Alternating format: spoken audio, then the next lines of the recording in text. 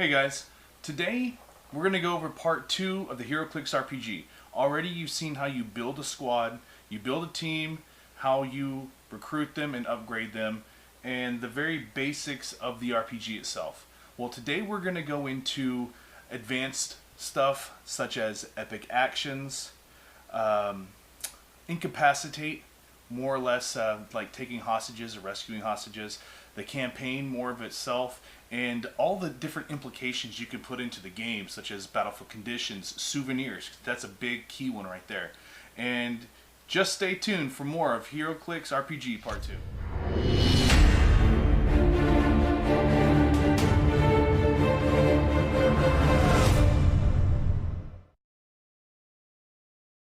Previously stated before, in part 1 we went over how you build your team, which is all up here, and you've seen all this. So next we're going to go to scenarios. Now in the campaign itself, you're going to look here, and it does the rules for each and every mission. So mission 0, there isn't a roll off to see what mission you're going to do. This is more like a training to test your skills, to see how you are. And there is no souvenirs in this one. You cannot die in this one. This is strictly for you to learn your characters that you have decided to recruit for your team. And you're going to see how powerful they are, and it's a way for you to get points to recruit or level up your characters. You don't actually start rolling off for missions until you get to missions 1 through 3, which is your dry run, which puts you out into the world to give you better experience, better fights, and a way for you to collect souvenirs and new recruits. But as it states here, it is mission 1 through 3. So when you roll on your die for missions 1 through 3, basically a 1, 2, or 3 is what is going to get you. It's going to be the city streets, which is your back alley brawl, the inside of the office, or a bank. It depends upon what you want to play. See, so now here, scenario 2, which is mission 2, you're going to be using a city street or cityscape environment from the Heroclix maps, or you can have your own created. It is completely up to you. So now we're going to go back to the RPG system. Now, if your team is 20 points below the leading player's team, that gives you the option for a hollow room or a danger room training mission. This is another way, just like mission 0, where you can gain additional experience, where you don't have to worry about your guys dying off or anything like that. It's a way for you to catch up to the leader. So the leader, even though he or she may be leading the whole league in experience points and recruits, it doesn't matter. Everybody can catch up. Now, when it comes to placing oppositions, and oppositions are what you're going to be fighting up against. This is going to be based upon mainly the GM. The GM is going to basically dictate before the league begins who the villain's going to be, depending upon what everybody picks. So if everybody picks a hero's team, obviously he's going to pick a pretty powerful villain in their army set to be the baddie for the whole mission. Vice versa, if everybody wants to be villains, you're gonna have, like, you get to fight off against the Avengers or something like that. But when it comes to the opposition right here, when you're placing it for solo play, you're gonna use these bystander tokens that you can get down here at the very end. You get these. So as you can see here, you have a colossal piece right here.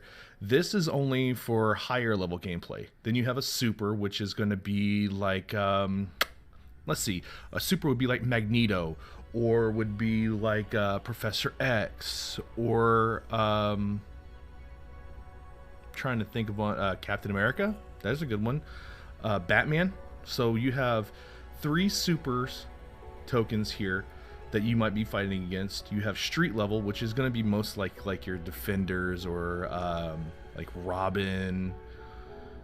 You know, they're guys who are like almost like true superhero power level, but aren't quite there yet. And then you have your minions. Minions, obviously, you're going to have 4 of these. These are like, just like they state, they're just minions. They're like your henchmen, your friends of humanity, your Assassin's Guild characters. Trying to think of what else would be like minions, like aim minions. There you go, that's a perfect one. But when you're playing with solo, what you do is you are going to take those bystander tokens, you're going to put in there what you know you're going to be fighting against. Most likely it's going to be a handful of minions and maybe a street level in the beginning. And you're going to shuffle them up, and you're going to place them face down on the map in any position. You have no idea who is where, or you know exactly what villain is or hero is in that position until you actually see them. In order for you to see them, it's going to be based upon the range of your character that's closest that can see them. Once they're seen, you flip it over. If it's a minion, you place a minion in that spot. If it's a street level, you put a street level. And you just keeps going on and on. Usually the opposition starts off in the middle of the map because they're already in place. They are there defending their territory. So depending upon where they're at and where they're placed and what the map is, you as the hero get to decide what entrance you want to come in at. That gives a lot of benefit to being the main protagonist in your own story. You choose where you come in. So the way the activation works is you only get one activation per value per 50-point increments. So in the beginning you got 30-point teams. You're only going to be playing one activation a turn. But seeing as how you have a leader on your team, that's always going to be 2. And as it goes up for every 50 points, you get another activation for that team. We're going to have what is called an epic action. What an epic action is, after an attack is resolved, regardless of the attack hits or miss, the target can counterattack after the attack has been resolved. Again, hit or miss, it doesn't matter. That is considered an epic action. What this does is you get a counterattack. So you got to make a legal, close, or ranged combat action that character can make against the opposing character. If you get it off, then you get the points for it. Now, also, the opposition gets the same thing. Let's say your character attacks an opposition. They knock them out. Well, as like an epic last resort for that character, he's going to try and get one more shot off to get rid of the opposition. And it's like a last ditch effort, as you could say. Even though they're out of commission, they're going to be out of the game, they get one last chance to just do a final blow to you before they're knocked out. Now you only get one of these right here. This is an epic action, only one activation of this per game after the first mission of the player's super. So 2 activations after mission 6. So after mission 1, not mission 0, after mission 1, epic actions are going to be relevant. So stun characters, just like incapacitate, you basically are giving them a action token, but the way this one's done is a little different. Stun now works as if you roll doubles on an attack roll, or they become incapacitated, a stunned character may not perform a counter attack. A stunned character is given an action token, but no pushing damage is applied. Iconic to the comic book universe. And these are items that have been left behind. Now you can find these, which gives benefit to your team members to make them more powerful. So each player will get to place one souvenir on the map. You cannot be on it like you can most other hindering terrain. Whenever a character is adjacent to a souvenir, he may spend an action to place his hand on it and trigger it open. When triggering a souvenir, roll a 1d6. On a result of 3+, you may roll on the souvenir table on a 1d60. On a roll of 1 or 2, roll a 1d6 on the trap table. So, even though souvenirs are extremely powerful, they can be very dangerous as well. So the traps, the way they work is they automatically hit all affected targets and deal the damage annotated in the description. So there is a trap table. So retaining souvenirs, the way they work is you automatically retain them until the next game. But that character either has to escape the map or finish the scenario, meaning no opposition left on the board. If a super team fails to escape the map or complete the scenario with its souvenir by the end of the match, roll a 1d6 for each souvenir that team brought into the scenario at the beginning of the game. So you can bring these in. Souvenir. Now you can destroy souvenirs as well too, just like any other basic rule in Heroclix, you could destroy objects. So it could be destroyed by taking at least 4 damage based on the wielder's defense. No defensive power attributes such as energy shield deflection, toughness, invulnerability, such like that, and a single attack directed at the souvenir and not the character itself. The resulting explosion from the destroyed souvenir deals 2 clicks of penetrating damage to all figures within 2 squares, ignoring line of fire. So this can be powerful as well. So when you end the mission, you find the souvenir. Once you find the souvenir and you've exited the map and you take it back to your base, that is when you actually get to roll on the souvenir table to see what you get. So the game ends when there's no longer any supers left on the map or oppositions left on the map, or your team is gone.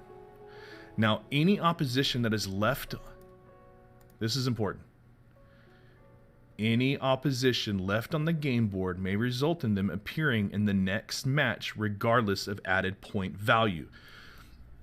On a d6 roll of 5+, the opposition survivors will appear in the next match. What that means is this is only in regards to encounter rounds, not missions. So what that means is regardless of point value, so let's say your point value is 30.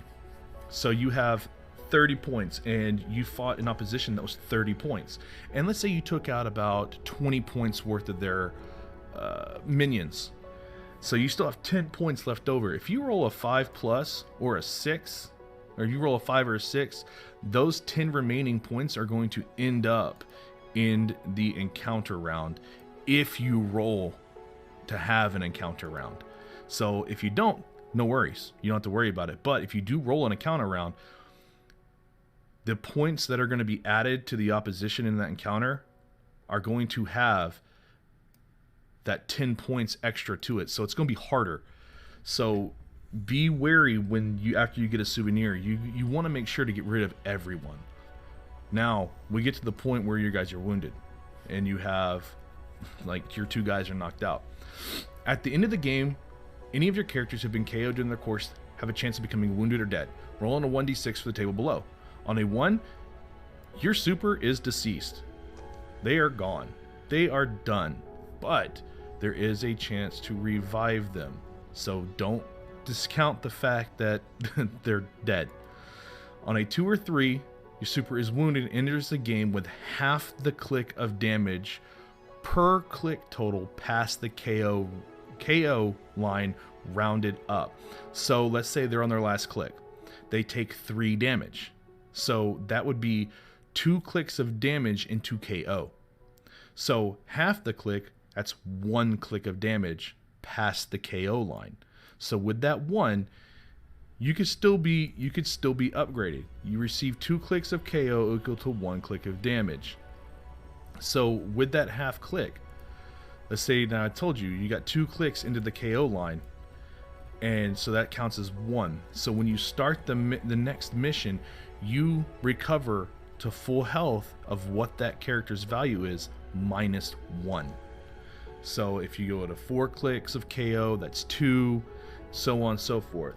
So you want to be able to survive to where your guys constantly come into the mission fully healed up. Now on mission 1, most of your characters only will be on click 1, so it won't count towards them because they only have 1 click of health. So on a 4 or 5, it's considered fatigue and is given a -1 to a combat stat of your choice. So they start off at full health, but they get a -1 on one of the combat stats for that next mission.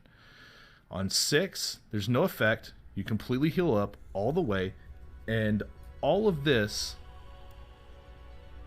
2 through 6, you are able to upgrade and do whatever you want to your characters no matter what. The only one that you cannot upgrade or give actions to or do anything with is going to be when they're deceased, because obviously you can't upgrade something that's already gone. Now, there are certain situations and powers that can influence the injury chart. As you can see here, a wounded modifier. You get a +1 to your roll if the character has regeneration on its dial, or you have a character in your roster with support, and this is stackable. So let's say your character has regen and you have another character with support. That's going to be a +2 modifier. So you have 2 characters with support. That's a 3+ modifier. So no matter what, you're never going to be rolling a 1, which is really good. But you also get a -1 for each time the character was KO'd beyond the first KO click. So as before, if you go take damage per each click KO, that is going to be a -1 past the original KO click. So if you take 3, that's going to be a -2 because the first KO is your KO. After that, it starts stacking. So that would be a -2 modifier.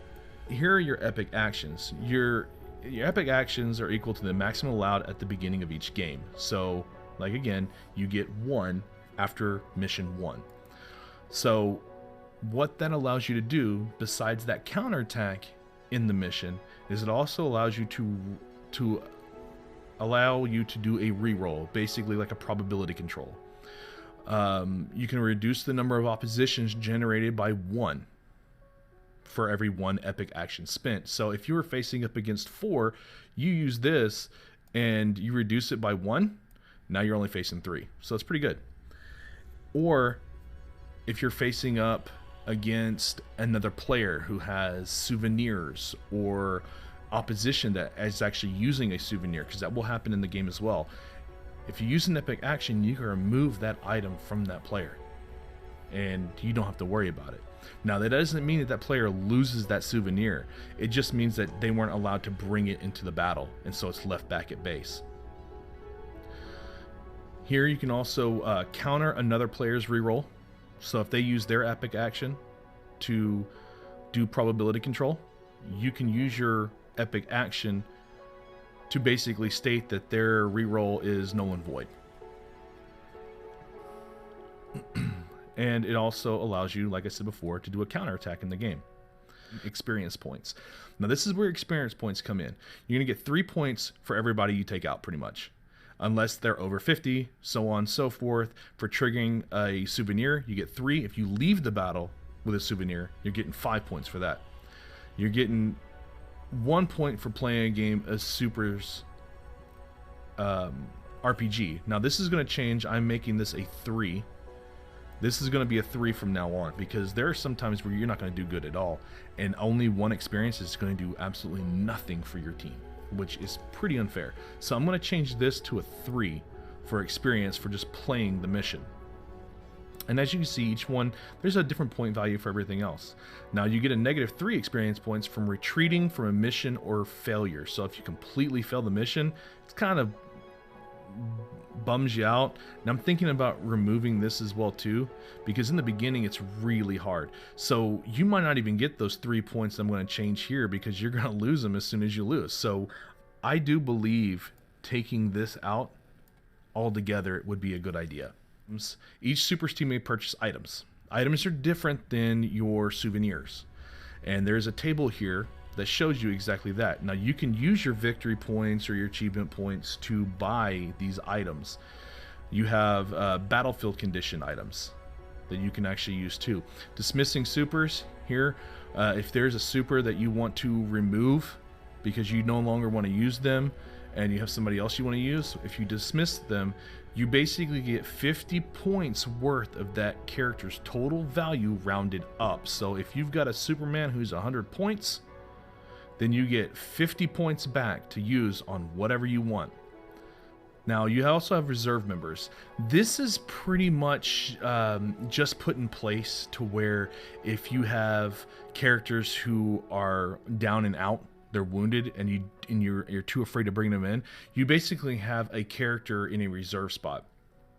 So you have your main team roster that you use in each mission, but you also have reserve slots. Now for each reserve slot, it costs to unlock that reserve slot.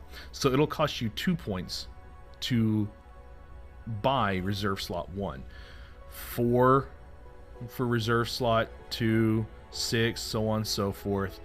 And there's a point value between each one. So the point value here only shows you when you have reserve slot 1, you can only put a character of level or point value between 1 and 25 in that spot in the beginning. Once you start upgrading the slots, you can start putting more powerful characters in there. So as you can see here, it's only costs 2 to open up reserve slot 1. Once you have reserve slot 1 open, you got a character in there and you want to upgrade it, you're going to need to purchase reserve slot 2 at 4 points. And once you do that, you can spend this +2 to upgrade reserve slot 1 to be up to 50 points. So to go up to 100 points, it's going to be another 2. To go over 100 is going to be a +3. So in the end, it's going to cost you 9 points total to upgrade reserve slot 1 to reserve slot 4 to get that 100+ spot open. Now it comes to a generic keyword such as soldier, spy, warrior, brute, monster, etc., because they don't really have anything for generics. Now that's something else that we're planning on changing. We're actually going to give each keyword, shared keyword, their own ATA basically, so their own team ability. But for starters, once you get to the point where you can actually pick what your keyword or your team ability is going to be for the last mission in the campaign, you get to roll. Now this is, like I said, this is just for right now until we actually create a team ability for all these generic team. So your victory points, now your victory points, let's say they accumulate like we said before, but this is also where you have house teams. Let's say somebody misses a mission or something, or somebody doesn't have a team and they're wanting to see how to play. Well, you have what's called a house team, and the GM is the one that is actually going to be creating it unless that team member has their own team they want to build. But again, it has to be characters no one else has. So you can build a custom team, but the GM has to approve it. Now, if you're going to do your games, this is what you're going to have. These are the base point values for each game. Let's say they come in at game 5. They're like, hey, I want to try this out. Okay, we'll make a 50-point team and you can try it out then. And that's basically all this is just a way to mitigate somebody coming in halfway through and then running the whole thing because they came in with an overpowered team. This way it kind of leaves it, yes, you're going to be less, you're not going to be as good as the guy who's winning the league, but it gives them a fair advantage to even start. So just because they're starting at this, they're still going to be allowed to do one of those danger room missions to level up. So now you have special terrain. Special terrain is exactly what it is, special terrain. You have like chasms or rooftops. So if somebody knocks you back, TKs you, force blast, anything like that, and you're near an edge, instead of falling off, you're basically clinging into life on the edge. So on a grounded unit, basically somebody who has no flying or anything like that, you have to have a 5+ save to make sure you don't fall down and take a click of damage. 4+ save for a flying character. A grounded super is a 3+ save, and a flying super is a 2+ save. Giant and colossal figures add +1 to their attack, to their rolls no matter what, but a roll of 1 always fails. So even colossals, even though they're not falling, let's say they trip and they're taking damage. They trip and they fall and they're taking damage. That's what this means right here. So this is basically just a way for you to mitigate damage in a fun way of doing it. If a character fails its save, it is stunned for 1 turn and is giving a -2 to defense for that turn. If it succeeds, then they're basically hanging on the roof for dear life. While a figure is clinging to the edge, it may not attack. A figure may spend an action to climb or hover out from the rooftop, after which they may be moved normally. So you have to spend an action. So let's say it's an attack. You have to use a power action in order for you to climb up from the roof. Now, after you use that power action, let's say you have charge. You can't use charge. You can move. You can move after you've used the action to get out from the roof. but it doesn't count against you. You're not going to get an action token pushing damage or anything like that. You get to move after you've taken the action. Now, if you already have an action token and you've used the action to do that, then yes, you would take pushing damage. But if you have nothing on you, take an action, you can get up, you're good to go. So you also have lava and fire. If it moves through it, you dealt 1 damage. It's not penetrating. If a character begins its activation on lava or fire, you're dealt 2 damage. Dense jungle, it's considered hindering terrain, and it cannot be ignored regardless of ability. So if you have somebody who has improved movement, hindering terrain, or anything like that, it does not matter when it comes to dense jungle. It's just dense. Nobody with leap or climb or anything like that is going to be able to mitigate that. This is basically to show how small your team is until you start building it up. So teams that are under 50 points will use a 12 by 12 map for like a small skirmish. 51 to 99, it's 18 by 18. After that, it's just your normal standard map. And it's basically to get the characters in battle quicker so that the mission can be done. This, like I said, this is due to the size of the scope of each time for each map and time of play. It's basically to mitigate the time so more missions can be played if there is a lot of time for that. Now, we're going to get down here to the attachments and the souvenirs. Now, again, this is subject to change because everything is always being added to Heroclix. But as you see, if you roll a 1, it's automatic. You may choose your souvenir on a 1d60. That's pretty cool. So you have like Pim particles, you have Harley's hammer, dueling sword, staff, night vision goggles, web shooters, surveillance device, riot shield, Asgardian shield, sting, the sword, Wonder Girl lasso, Terrigen crystal. So each one of these gives you a different benefit, a different thing that you can use. There's also a weight requirement for these things. So obviously, because there are a few like heavy, obviously if you don't have super strength, you can't wield this. You can't wield this. So that's something you've got to understand. But this right here, this is the Hulk Buster. This is the Hulk Buster. Now, what makes that one so good is because if you're lucky enough to obtain on a roll of 30, whenever you hit 30 on the 1d60, you roll a 1d6 on a roll 30. So once you roll 30, you roll a 1d6. On a 1 through 5, 1 is the torso, 2 is the right leg, 3 left, 4 right arm, 5 left arm. You roll a 6, you get to choose which one of those it is. Now at the same time, if you roll a 30 and you roll the 1d6 and you get a duplicate of that already item that you have, you, just like the other rolls, you can go 1 up or 1 down or re-roll that roll. But you can't have a duplicate of the Hulkbuster armor.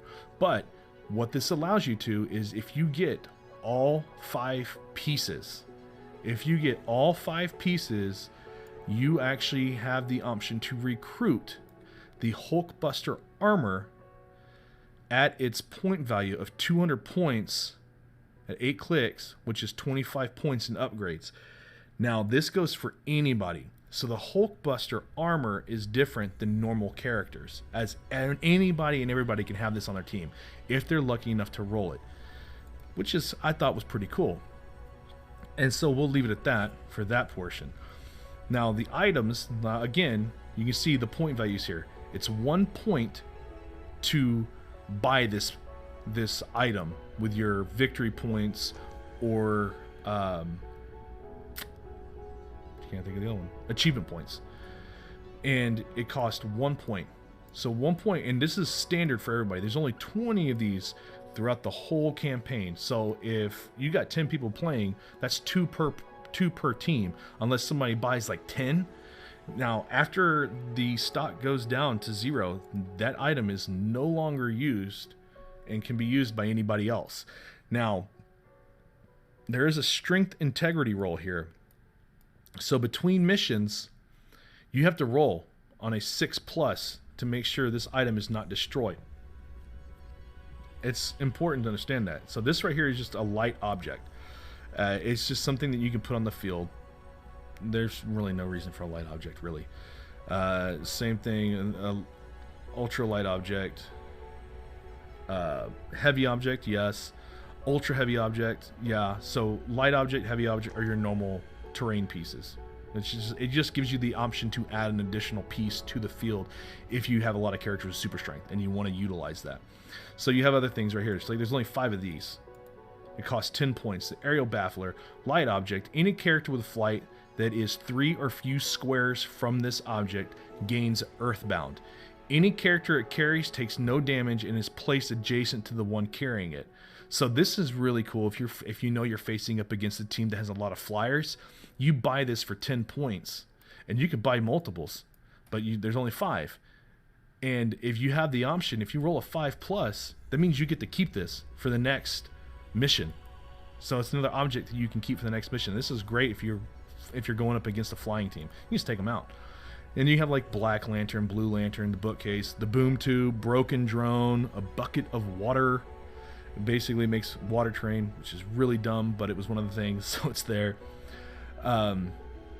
There's just a bunch of different options of things that you can do.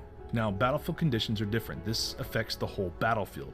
So you have, for 4 points, there's only 3 of them. It's Rush Assault. The first character to make an attack targeting an opposing character during a game gets a -2 to its attack value until the attack resolves. So this is basically to go against those teams that have Alpha Strike. And you're like, okay, well, I know this guy's going to come at me hard and heavy right out of the gate. So if I have Rushed Assault, that's going to give him a -2 to his attack value on his first attack. So that gives me an option to actually survive that first attack. So that's kind of cool to have. And these are also, once they're used, they're used. You can't buy it. You can't use it again. It doesn't stay. It's just a one-time use per the mission. And you have a bunch of different things here that you can use. Here's one. Darkness. Characters with a range value greater than 6 have a range value of 6 instead. So it makes range teams a little weaker. That's pretty cool. And then we go down to your team roster, which you guys already know. And then all your theme teams. This is what we have so far. This is, again, going to change because new teams are always being added. New sets are always being added. So keywords are being added that aren't normal, which will have to be something we look at. Like I said, again, this will be something that will definitely change. You can see here, this right here takes you and tells you the descriptions of each mission and how they work. So right here, oppositions we placed on the map, one will be equipped with a souvenir from the souvenir table. You must roll for a souvenir. So this is mission 2. So mission 2, you're already going to be on mission 2, you're already going to be facing up against a villain or a hero that already has a souvenir attached to them. Now, different missions will have different things. Now, this souvenir is something where if you take out that opposition, they basically drop that souvenir and you can add it to your collection, or you can have that souvenir destroyed. But you got to remember, if you destroy it, it's gone for the rest of the scenarios and the games. Here you can see this one is a captives one. So roll 1d6 for the amount of captives. Divide the result by 2. Remember, there can only be 3 total. So, and you get 2 souvenirs for this map. So now this goes all the way until you get to the end mission. Final Showdown. Final Showdown is when you, as your team, have initiated itself. Your name is well known. You now have a moniker to call yourself by. So let's say you're the X-Men. You now have the X-Men team ability for the final mission. So your team ability actually comes into play on the final mission, because now the villain knows who you are and you're well known. So their job is to take you down. Your job is to take them out. So team abilities come into play. So remember what you're picking, because it's going to matter on the last mission. as you've seen in part 2 here, there is a lot that the RPG has to offer, and when it comes to replayability, gameplay, team compositions, there's a lot that this game has to offer. The more people who are playing in the league, the merrier. The more teams that you have, the more robust the action is going to be. Not to mention there's no telling who the villain's going to be, because it has to be somebody that no one else has. Now, for more stuff like this, make sure to click subscribe, like, and that thumbs up notification along with the bell. And to see more of this right here. Next up, we're going to do Mission 0 on the Heroclix RPG campaign. And as always, later nerds.